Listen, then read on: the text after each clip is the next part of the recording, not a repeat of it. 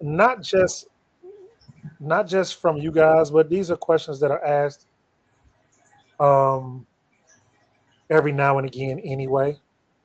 And so we thought that it may be prudent to do a brief review because when we're talking about things like the writings of Paul,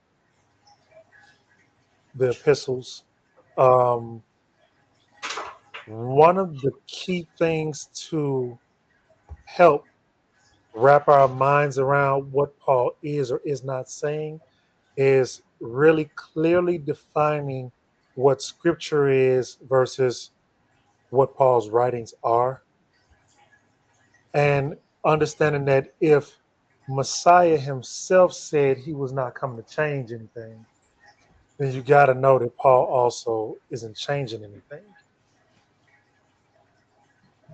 If you believe that Paul is righteous, and at the same time it looks like Paul is changing something,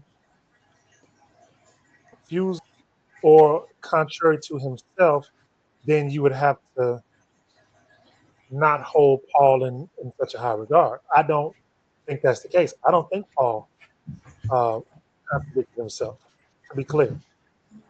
I think that it requires an understanding of Torah